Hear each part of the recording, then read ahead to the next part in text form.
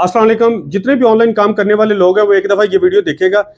मैं आपको बताता हूँ लेडीज अंडर गारमेंट्स की कितनी प्रॉफिट और कितनी से कितनी डबल से ट्रिपल गुना इसकी प्रॉफिट है। मैं आपको एक चीज़ बताता हूँ कि जैसे कि ये ब्रा है, ये देखिए 1400 रुपए की ये वाली सेल होती है। क्या आपको पता है कि ये वाली इसके ऊपर प्राइस भी मेंशन है? क्या आपको पता है कि ये वाली जो एक ब्रा है आपको कितने की पड़ी? 520 रुपए की आपको एक ब्रा पड़ती है और एक प्राइस के एक पीस के अंदर 880 रुपए प्रॉफिट है। मैं आपको खोल के ये नहीं दिखा सकता, वीडियो ज्यादा लंबी हो जाएगी। और ये 880 रुपए सिर्फ एक की प्रॉफिट है।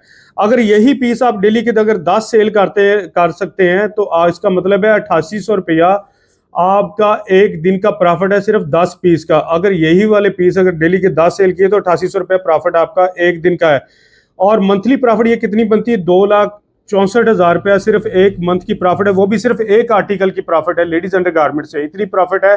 आप शॉपिफाई स्टोर के ऊपर काम करते हैं, द्रास के ऊपर काम करते हैं, किसी के ऊपर भी काम करते हैं तो ये लेडीज अंडर गारमेंट्स को सेल करें और डबल से ट्रिपल गुना प्रॉफिट करें। अगर